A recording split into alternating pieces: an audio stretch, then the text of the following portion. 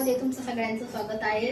आणि खूप दिवस झाले मी व्हिडिओ वगैरे बनवलेला नाही, रील्स पण बनवलेले नाही, कारण की थोडा प्रॉब्लेम झालेला, म्हणजे माझं ऑपरेशन झालं होतं, त्याच्यासाठी मी व्हिडिओ वगैरे बनवलेला नाही। मला दिलेला आहे 2 महिन्यासाठी बेड रेस्ट। तरी पण मी आज उठले आणि म्हणजे 15 दिवस झाले आज उठले स्वतःच्या स्वतः आणि घरातलं काम वगैरे करते, म्हणजे जेवण वगैरे आपल्या रोजचं रुटीन जे असतं ते करते, कारण की मला पडून काही जमत नाहीये। थोडा त्रास होतोय, पण थोडं आता सुरू केलं तर होईल, कारण की एकटी जमणार नाही मला, त्याच्यासाठी थोडं काम वगैरे सुरू करते मी आता। आणि आज रील्स पण म्हणजे बनवते, कारण की दिवस झाले रील्स वगैरे बनवल्या नाही, म्हणजे लगातार 1 महिना होऊन गेलेला आहे। थोडा प्रॉब्लेम पण होता, त्याच्यासाठी मी रील्स पण काही बनवलेला नाही। आणि बघू शकता माझा किती पसारा पडलेला आहे, हे बघा। म्हणजे आपण आजारी तर पूर्ण घरामध्ये पसारा पडलेला राहतो, कारण की आपल्याशिवाय कोणी करत पण नाही। आणि दादूचे पप्पा मला खूप मदत करतात सकाळी पण। आता ते घरी नाहीये, म्हणजे रात्री पण आले ना, जे काय होईल ते करू लागतात ते मला, कारण की एकटीला मला एवढं काही जमत नाही। आणि दादू बघू शकता आता झोपलेला आहे, आणि मी तो उठूस तर जेवण वगैरे बनवून घेते, कारण की त्यांना वेगळी भाजी आणि मला वेगळी भाजी बनवायची, तेच विचार चालू आहे काय बनवायचं, कारण की मला फिक्कं बनवायचं आणि त्यांना तिखट लागतं दोघांना।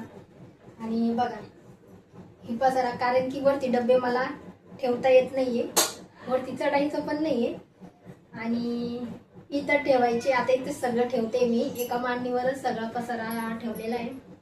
आणि बघू शकता स्वतःची काळजी स्वतः घेतली पाहिजे, कारण की माझं असं झालेलं आहे की मी काळजी नाही घेतली, म्हणजे मला राहिलेली 2 महिन्याची प्रेग्नेन्सी होती, आणि मी म्हणजे नॉर्मल माझं पोट दुखतच होतं, मी काही लक्ष केलं नाही, त्याच्यामुळं माझ्या पोटामध्ये झालेलं पॉयझन म्हणजे इन्फेक्शन झालेलं, आणि मग ते ऑपरेशन झालं, म्हणजे त्याच्यासाठी ऑपरेशन केलेलं माझं।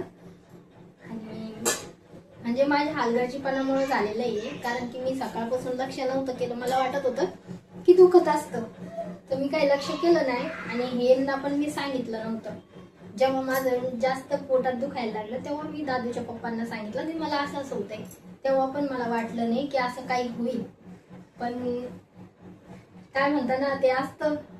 मी बघू शकता आज म्हणजे एवढं आहे, नशीब आहे माझं की मी वाचली त्याच्यातून।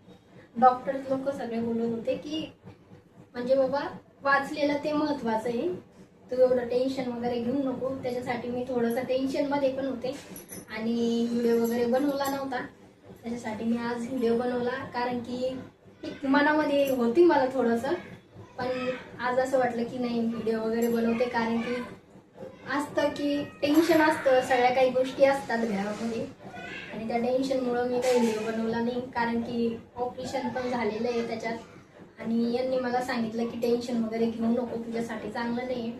आणि दादूचे पप्पा तसे समजून पण सांगतात मला तू टेन्शन वगैरे घेऊ नको, जे काय आपल्या हातात नव्हतं ते झालं, ते व्हायचं होतं ते होऊन गेलेलं आहे, आता तू स्वतःची काळजी घे।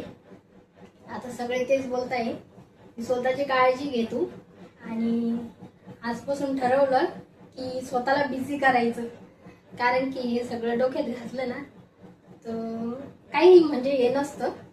आता बघू शकता दादू इथं झोपलेला आहे, हे बघा कसा झोपला, हे बघा मच्छर चावलाय वाटतं गालाला, हे बघू शकता दादूची झोप झालेली आता। आणि बघा आता किती वाजलेले 11, अजून जेवण पण नाही झालेलं आहे, तरी पण तो झोपून गेलेला, आता जेवण करायला उठलेला आहे। आणि आता दादूचे पप्पा पण आलेले ना, मला आता जेवण बघू शकता दादूला काही भाजी आवडली नाही, त्याला आता जलेबी खायची चपाती सोबत, म्हणजे भाकरी ज्वारीची त्याच्यासोबत त्याला करा।